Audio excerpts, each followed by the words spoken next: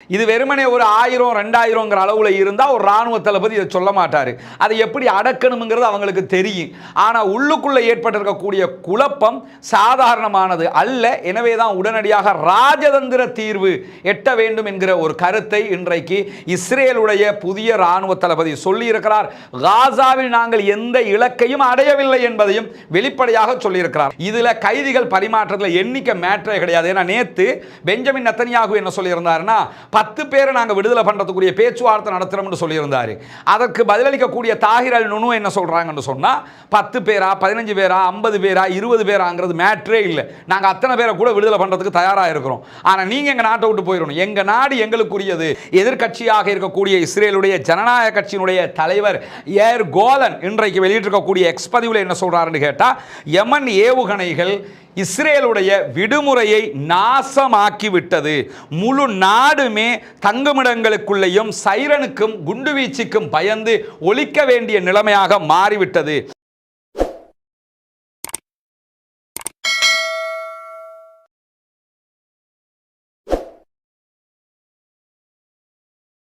அஸ்ஸலாமு அலைக்கும் வரஹ்மத்துல்லாஹி வபரகாத்துஹு. பேரன்பிற்கினிய சகோதர சகோதரிகளே, நம் அனைவர் மீதும் ஏக இறைவனுடைய அமைதியும் கருணையும் உண்டாகட்டுமாக என்கிற உயரிய பிரார்த்தனைகளோடு அக்டோபர் 7ஆம் தேதி 2023ஆம் ஆண்டு பாலஸ்தீனத்தின் மீது இஸ்ரேலிய ஆக்கிரமிப்பு இராணுவம் ஆரம்பித்த ஆக்கிரமிப்பு தாக்குதல்கள் இன்றைக்கு 556வது நாளாகவும் காசாவிலே நடைபெற்று வருகிறது. இன்றைக்கும் கடந்த 24 மணி நேரங்களுக்குள்ளாக 37 தாக்குதல்களுக்கு மேலாக காசாவிலே அவர்கள் நடத்தி இருப்பதான செய்திகளை வெளியிட்டிருக்கிறார்கள். இதுவரைக்கும் காசா பகுதிகளிலே 23 அப்பாவி சகோதரர்கள் கொல்லப்பட்டிருக்கிறார்கள், ஷஹீதாகி இருக்கிறார்கள். 56க்கு மேற்பட்டவர்கள் படுகாயமடைந்திருக்கிறார்கள் என்கிற செய்திகள் வெளியாகி இருக்கிறது. இந்த நிலையில் 556வது நாளிலே இஸ்ரேலிய இராணுவத்திற்குள்ளும் இஸ்ரேலிய அரசாங்கத்திற்குள்ளும் பலத்த எதிர்ப்புகளும் யுத்தத்தை நிறுத்த வேண்டும் என்கிற அழுத்தங்களும் தொடர்ந்து உருவாகி வரக்கூடிய செய்திகள் வெளியாகி கொண்டிருக்கிறது. குறிப்பாக இஸ்ரேலுடைய இராணுவ தளபதி ஏற்கனவே பதவி நீங்கி இருக்கிறார், ராஜினாமா செய்திருக்கிறார் இந்த யுத்தத்திற்கு பொறுப்பேற்று. அதனைத் தொடர்ந்து இயால் ஜமீர் என்கிற புதிய இராணுவ தளபதி பொறுப்பை ஏற்றுக்கொண்டிருந்தார்.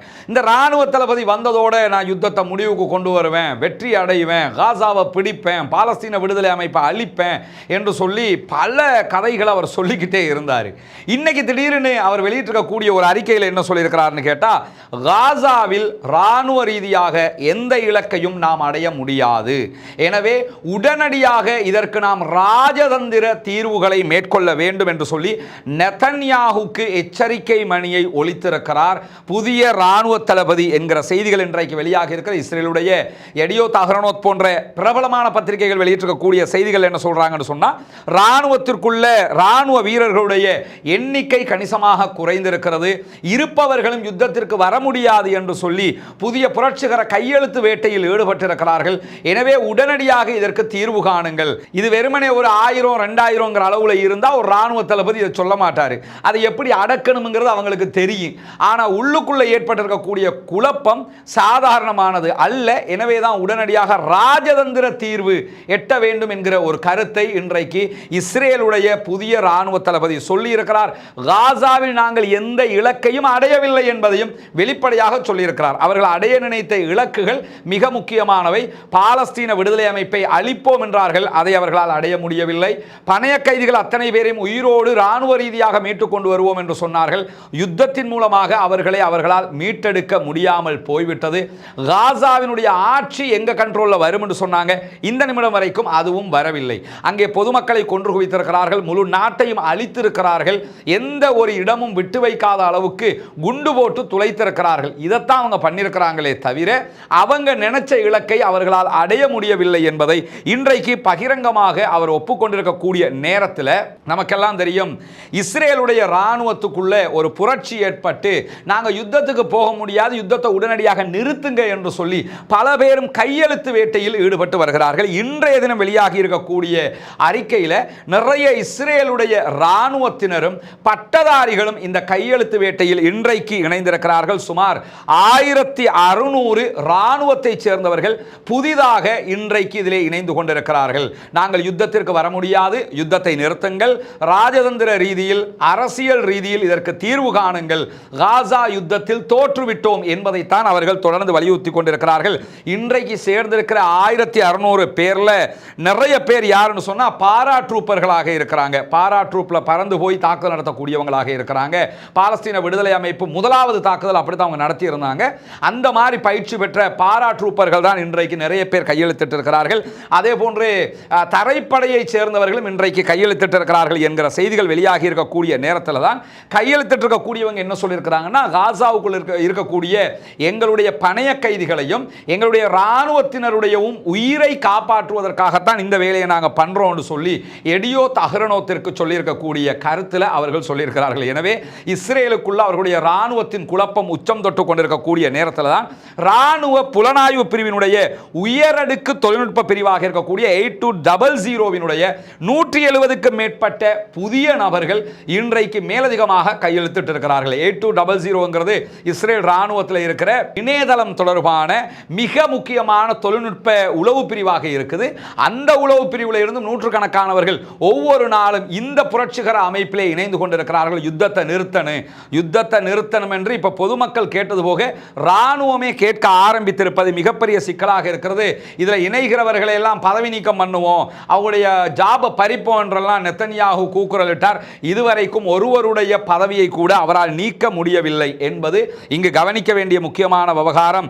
விமானப்படையினுடைய ரிசர்வ் படை வீரர்கள், மருத்துவர்கள், ராணுவத்தில் இருக்கக்கூடிய டாக்டர்கள், முன்னாள் மொசாத் உறுப்பினர்கள், அதே போன்று கடற்படையினுடைய நாவல் போர்சஸினுடைய ரிசர்வ் படை வீரர்கள், ராணுவ உளவுத்துறை உறுப்பினர்கள் போன்றவங்க எல்லாருமே இப்படி தொடர்ந்து நாங்கள் யுத்தத்திற்கு வர முடியாது என்று சொல்லி கடிதம் கொடுத்து கொண்டிருக்கிறார்கள் என்கிற செய்திகள் வெளியாகி இருக்கக்கூடிய நேரத்தில் தனியாக இன்றைக்கு இஸ்ரேல் ராணுவத்தில் இருக்கக்கூடிய டாக்டர்ஸ்மார் வெளியிட்டிருக்கக்கூடிய அறிக்கையில் என்ன சொல்றாங்கன்னா, சேனல் 13 வெளியிட்டிருக்கக்கூடிய அறிக்கையில் ஞாயிற்றுக்கிழமையினுடைய தகவல் பிரகாரம் குறைந்தது 200 இஸ்ரேலிய ராணுவத்தில் பணியாற்றக்கூடிய மருத்துவர்கள் நாங்கள் இனிமேல் யுத்தத்திற்கு வர முடியாது என்று அறிவித்திருக்கிறார்கள் என்கிற செய்தியும் மேலதிகமாக வெளியாகி இருக்கிறது. வல்ல ரஹ்மான் அவர்களுக்குள்ளேயே கரையான் புற்றை அழிப்பதை போன்று அவர்களாலேயே அவர்களுக்கு அழிவை கொடுத்து கொண்டிருக்கிறான் என்கிற செய்திகளோடு இராணுவத்தினர் மத்தியில் ரொம்ப விரக்தி நிலை ஏற்பட்டிருப்பதாகவும், இலக்குகளை நாம் அடைய முடியவில்லை என்பதால் 556 நாட்களை தாண்டியும் யுத்தம் குண்டு போட்டுக்கிட்டு இருக்கிறோமே தவிர எந்த வெற்றியுமே நம்ம அடையலைங்கிறதுனால தான் மருத்துவர்களும் இதிலிருந்து பின்வாங்குகிறார்கள் என்கிற செய்தி இன்றைக்கு வெளியாகி இருப்பது மட்டுமல்லாமல் 550 நாட்களுக்கு மேலான சண்டையில் இஸ்ரேல் பெரும் பாதிப்பை சந்தித்திருக்கிறது என்று சொல்லி இஸ்ரேலுடைய ராணுவ மருத்துவர்கள் தங்களுடைய கடிதத்திலே வெளிப்படுத்தி இருப்பது மட்டுமல்லாமல் இஸ்ரேலுடைய பிரதமர் பெஞ்சமின் நெத்தன்யாகுனுடைய அரசியல் லைஃபை பாதுகாக்கிறதா இருக்குதே தவிர எக்காரணம் கொண்டும் நாட்டு மக்களுடைய பாதுகாப்புக்கானது கிடையாது என்று சொல்லி அவர்கள் அடித்து சொல்லி இருக்கக்கூடிய செய்திகள் இன்றைக்கு வெளியாகி இருக்கிறது. இப்படி தொடர்ந்து இஸ்ரேல் ராணுவத்தில் இருந்து நிறைய பேர் விலகிறதுக்கான கையெழுத்தில் இணைந்து கொண்டே இருக்கிறார்கள் என்கிற நிலையில் நேற்றைய தினம் ரஃபாவில் கடுமையான சண்டை இஸ்ரேலிய ஆக்கிரமிப்பு ராணுவத்திற்கும் பாலஸ்தீன விடுதலை ராணுவத்திற்கும் இடையிலே நடந்திருக்கிறது. குறிப்பாக நேற்றைய தினம் அம்பூஷ் என்று சொல்லக்கூடிய உள்ள இழுத்து தாக்குதல் நடத்துகிற ஒரு வேலையை அவங்க பார்த்திருக்கிறாங்க. இன்னைக்கு நீங்க பார்க்கலாம், இஸ்ரேலுடைய சில ஊடகங்கள் பாலஸ்தீன விடுதலை அமைப்பினுடைய ஒரு பங்கரை நாங்க கைப்பற்றி இருக்கிறோம் என்று சொல்லி ஒரு வீடியோ போட்டுக்கிறாங்க. அது தொடர்பாக பாலஸ்தீன விடுதலை அமைப்பு வெளியிட்டிருக்கக்கூடிய அறிக்கையில் அந்த பங்கர் எந்த இடத்தில் இருக்கிறதோ அந்த இடத்திற்கு வரவழைப்பதற்காகத்தான் நாங்கள் அந்த தாக்குதலையே மேற்கொண்டோம் என்று சொல்லியும், அந்த பங்கர் ஆல்ரெடி கைவிடப்பட்டது என்றும் அதனுடைய தொடர் எங்குமே இல்லை என்றும் சொல்லி இருக்கிறார்கள்.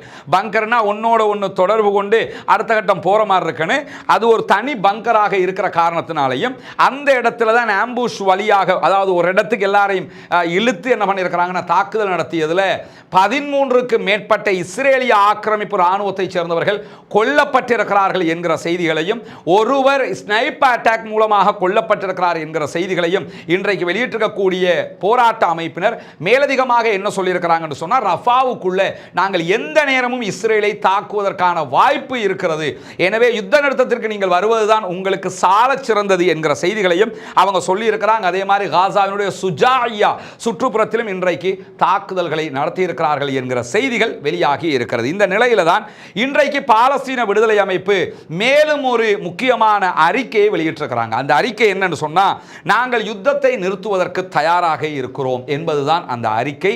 அந்த அறிக்கையில் அவங்க சொல்லியிருக்கக்கூடிய செய்தி என்னன்னு கேட்டா, நாங்கள் நேரடியாக யுத்தத்துக்கு இன்னும் வரவே இல்லை, வராமலேயே உங்களுடைய இராணுவ வீரர்களை நாங்கள் தாக்குதல் நடத்தி கொன்று கொண்டிருக்கிறோம். அதே மாதிரி உங்களுடைய தரப்புக்கு நாங்கள் ஏவுகணை தாக்குதல்களை நடத்தி கொண்டிருக்கிறோம். எங்களுக்காக யமனில் இருக்கக்கூடிய சகோதரர்களும் தாக்குதல்களை நடத்தி கொண்டிருக்கிறார்கள். இப்படி தொடர்ந்து இந்த யுத்தம் நடைபெற்றுக் கொண்டே இருக்கிறது. இந்த யுத்தத்தை நிறுத்துவதற்கு நாங்கள் எப்போதும் தயாராக இருக்கிறோம் என்று சொல்லி அதற்கு சில நிபந்தனைகளை விதித்திருக்கிறார்கள். கத்தார் மற்றும் எகிப்து யுஎஸ்ஏயோட பேசிக்கிட்டு இருக்கிறதுனால இன்றைக்கு கெய்ரோவில் இந்த நிபந்தனைகள் வழங்கப்பட்டிருப்பதாக சொல்லப்படுகிறது. ஏஎஃப்பி செய்தி நிறுவனத்துக்கு பாலஸ்தீன விடுதலை அமைப்பினுடைய தாகிர் அல் நுனு என்கிற அவர்களுடைய அதிகாரி சொல்லியிருக்கக்கூடிய தகவல் தான் இன்றைக்கு வெளியாகி இருக்கிறது. குறிப்பாக ஒரு முறையான கைதிகள் பரிமாற்றத்திற்கு நாங்கள் தயாராக இருக்கிறோம் என்று சொல்லியிருக்கிறார்கள். முறைப்படுத்தப்படாத எந்த கைதிகள் பரிமாற்றத்திற்கும் நாங்கள் தயாரில்லை. அதிலே போர் யுத்தம் முடிவுக்கு முழுமையாக கொண்டு வரப்பட வேண்டும்.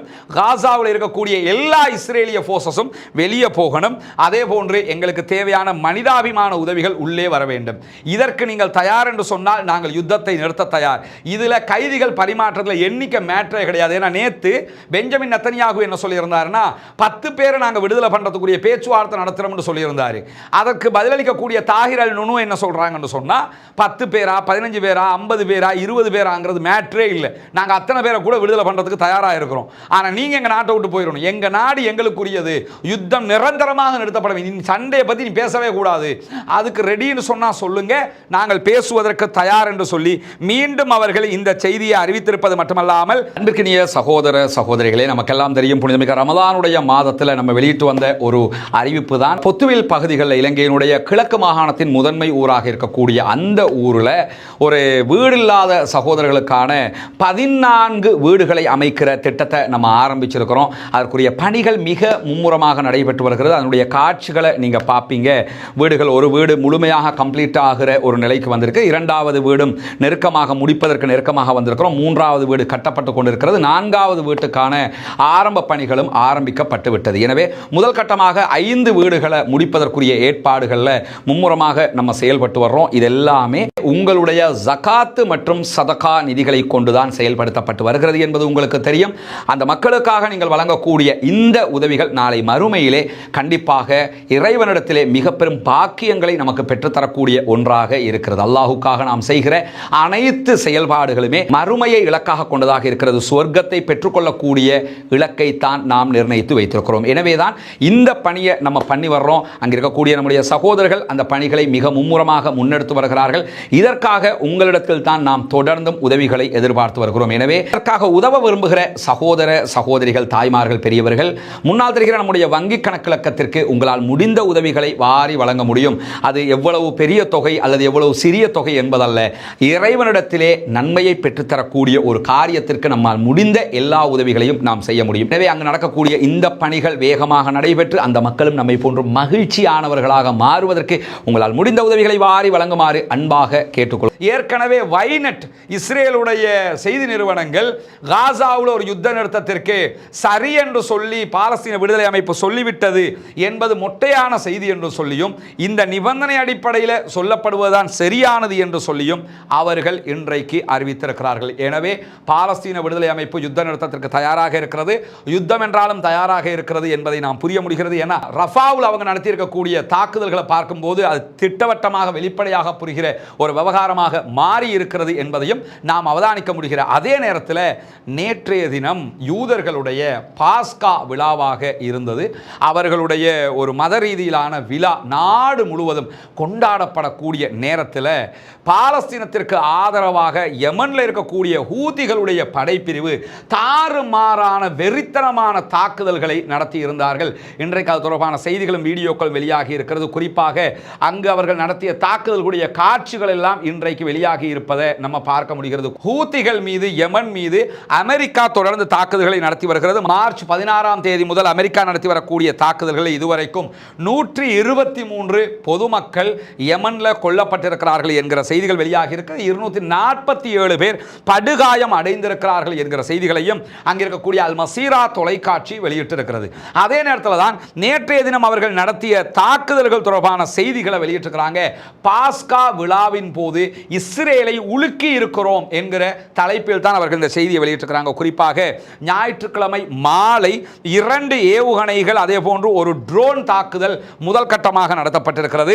இந்த தாக்குதல்கள் ஆரம்பித்ததோடு இஸ்ரேலுக்குள்ள சைரன் ஒலிக்க ஆரம்பிச்சிருக்கு. எல்லா பகுதிகளிலும் கிட்டத்தட்ட 300க்கும் மேற்பட்ட நகரங்கள், கிராமங்கள் பகுதிகளில் சைரன் ஒலி எழுப்பப்பட்டிருக்கிறது. ஏன்னா நம்ம நாட்டுக்குள்ள அட்டாக் பண்றாங்க, எல்லோரும் உடனடியாக பங்கர்களுக்குள்ள போங்க, போய் ஒளிச்சுக்கிறங்க என்கிறதுக்காக எழுப்பப்படுகிற ஒலி. எந்த டைம்ல சைரன் ஒலி எழுப்பப்படும், எப்போ போய் ஒளிச்சுக்கிறோம் என்று தெரியாத அளவுக்கு அவர்களுடைய நிலைமை மாறி போயிருக்கு. எப்பொழுதும் பயந்து பயந்து வாழ வேண்டிய நிர்பந்தம் அவர்களுக்கு இருக்கக்கூடிய நேரத்தில் தான் நேற்றைய தாக்குதல் இஸ்ரேலுக்கு ஒரு பலத்த அடி என்று வர்ணிக்கிறது ஹூத்திகளுடைய ராணுவ பிரிவு. குறிப்பாக நேற்றைய தினம் அவர்கள் இஸ்ரேலை நோக்கி 20க்கு மேற்பட்ட ஆளில்லா விமான தாக்குதல்களை நடத்தியிருக்கிறார்கள்.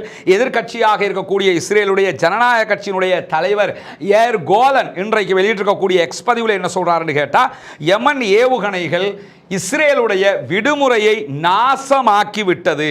முழு நாடுமே தங்குமிடங்களுக்குள்ளேயும் சைரனுக்கும் குண்டுவீச்சுக்கும் பயந்து ஒலிக்க வேண்டிய நிலைமையாக மாறிவிட்டது. 59 பணைய கைதிகள் இன்றும் காசாவில் இருக்கக்கூடிய நேரத்தில் பாலஸ்தீன விடுதலை அமைப்பு உறுதியாக அவர்களை வைத்துக் கொண்டிருக்கிறது.